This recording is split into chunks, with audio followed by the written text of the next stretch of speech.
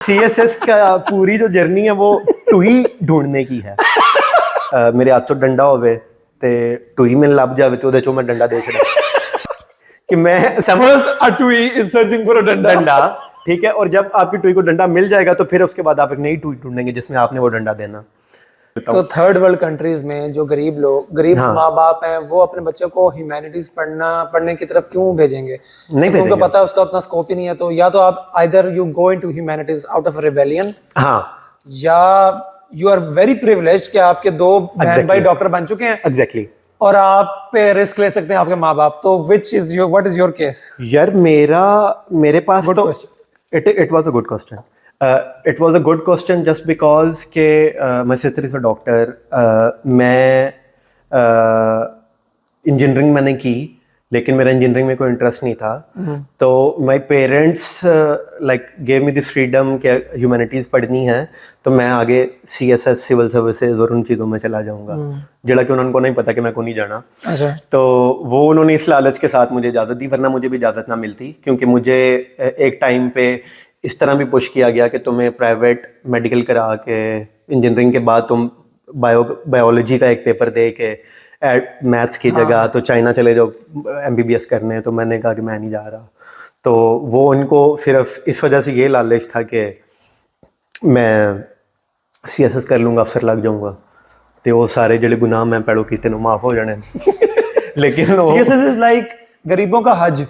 गरीबों का हज के बाद इट्स वेरी वो आते ना, मतलब रक्षे के पीछे लिखे होंगे वड्डा होके मैं ट्रक बनना है, ਉਹ ਵਾਲਾ ਹਿਸਾਬ ਹੈ ਕਿ मतलब कि ਅਸੀਂ ਵੀ ਵੱਡੇ ਹੋ ਕੇ ਕੀ ਬਣਨਾ ਹੈ, ਇੱਕ ਸਾਹਬ ਬਣਨਾ ਮੈਂ ਜਿਹਦੇ ਚ ਮੇਰੀ ਇੱਕ ਮੇਰੇ ਹੱਥ ਚੋਂ ਡੰਡਾ ਹੋਵੇ ਤੇ ਟੂਈ ਮੈਨੂੰ ਲੱਭ ਜਾਵੇ ਤੇ ਉਹਦੇ ਚੋਂ ਮੈਂ ਡੰਡਾ दे छड़ा।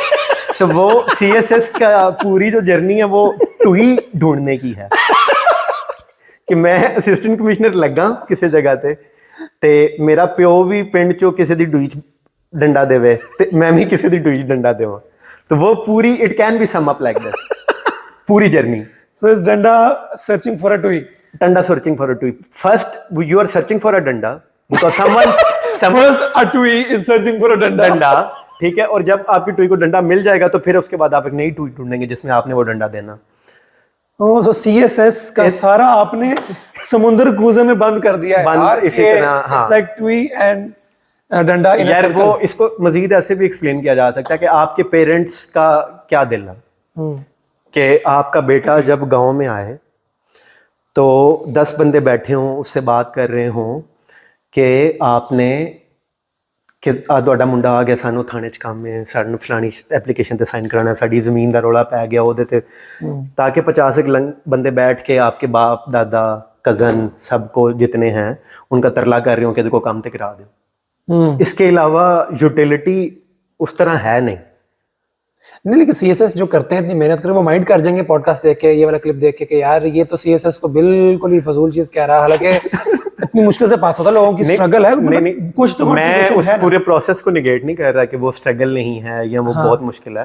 दूसरा ये कि by the end of the day the moment they clear the exam and everything they and up very average managers of the society जिनका स्किल सेट डिफरेंट है, लेकिन वो एक ख़ास डिपार्टमेंट में बैठ के एक पूरी डिस्ट्रिक्ट को चला रहे हैं जिसके लिए वो इक्विप भी नहीं है, और वो अल्टीमेटली वो पूरा सिस्टम ही ऐसे इनकैपेसिटेटेड लोगों से चल रहा है कि जिनको उस पूरे माशरे की कोई समझ नहीं है, और वो बैठ के एक सिर्फ पेंसिल से साइन कर रहे हैं और उनके ऑर्डर्स पे पूरी। तो ठीक है, कोई बंदा भी पूरी सोसाइटी को तो नहीं पूरी सोसाइटी को सही नहीं कर सकता ना, उसकी रिस्पॉन्सिबिलिटी ले सकता है, अपना जॉब करे, जो करे वो सही नहीं करे। वो जॉब करने के लिए भी पूरे वो मतलब मोस्ट ऑफ देम के जब आप उनसे बात करते हैं तो उनकी सिर्फ एक एफर्ट है कि उन्होंने 12 एग्जाम्स पास किए हैं, उन्होंने वो उस 2% में हैं जिन्होंने 98% फेल हुए और उन 2% एग्जाम क्लियर किया। वो 2% है।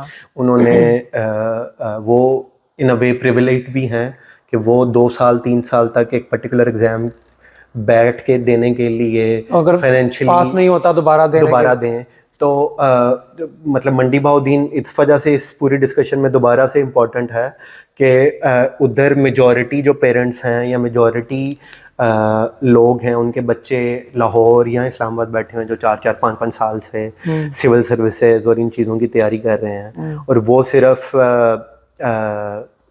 3 साल बाद 4 साल बाद सब इंस्पेक्टर बन के आ जाएंगे तो उन्होंने पैसे पूरे कि उन्होंने डुई लभ गई डंडा देने वास्ते कि साडा पुत्र सब इंस्पेक्टर लग गया पुलिस चो ते बस हुण So it's like parents exercising that danda in a tui by proxy. exactly It's all about danda in a tui. it was always about a danda and a tui because it is because that way, because you always wanted to, in a power relation you always wanted to be at the higher end ताकि आप नीचे वाले को दबा सकें. The whole idea of bureaucracy and police it's very colonial in a time कि Indian civil service जो बनाई गई थी वो सारी इसीलिए बनाई गई थी कि इधर के लोकल्स को लोकल और जो एक गांव या रियासत या डिस्ट्रिक्ट गवर्न कर रहा है उसके दरमियान एक गैप था, और वो एक बाबू वाला इमेज बनाया गया कि ये बाबू बनेगा तो ये इनको डंडा दे सके. तो इंडियन सिविल सर्विस डंडा देने के लिए ही बनाई गई थी लोकल्स को. गवर्न करना वो पूरी एक जैसे मतलब सपोज एक डिस्ट्रिक्ट है और इंडियंस जैसे रह रहे थे, गोरों को ये चीज़ पसंद नहीं है कि वो ऐसे रह रहे हैं, वो आके बताएंगे आपको कि नहीं ऐसे नहीं रहना चाहिए, आपने ऐसे रहना था, आप 2000 साल से जैसे रह रहे थे वो गलत है. तो जब गोरा आया तो गोरे को ये लगा कि मुझे इनको ठीक करना चाहिए क्योंकि मैं गोरा दिखता हूँ, मेरा जो स्किन का कलर है वो इनसे बेहतर है, तो मेरे ऊपर ये बोझ है कि मैं इनको जीना सिखाऊं.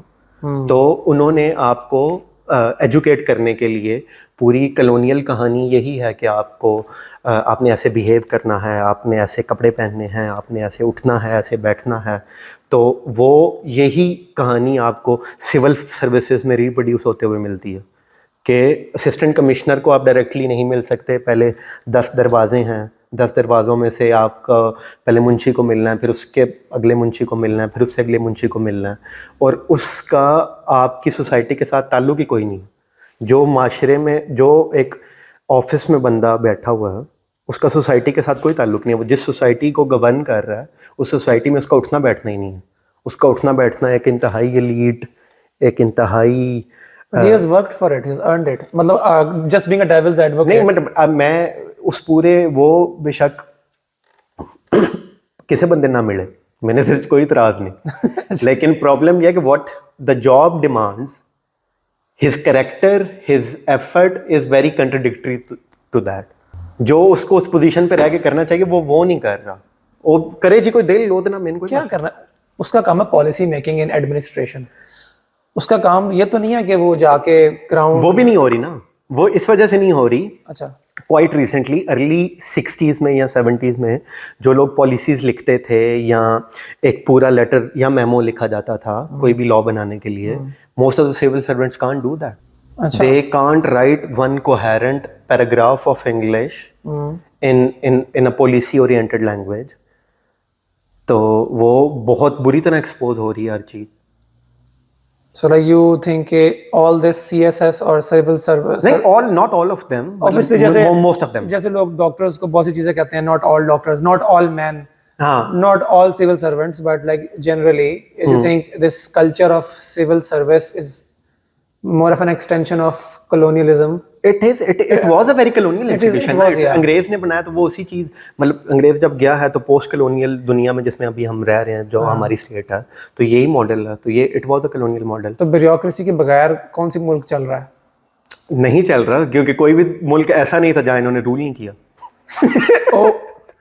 Okay, that was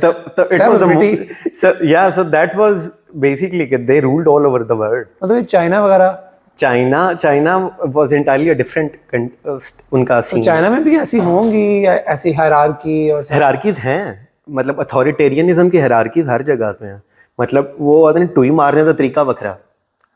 it's always टुई and डंडा, टुई एंड डंडा. वो मतलब गाल घूम फिर के होते थे ही होनी है. तो वो nice. Okay, but we don't want to hurt any civil servants who are doing their jobs very sincerely, like to all professions, equal respect. This is just like open to debate. It's fine. You can comment in this podcast so that I get more engagement and more money. अच्छा, important question, Bilal.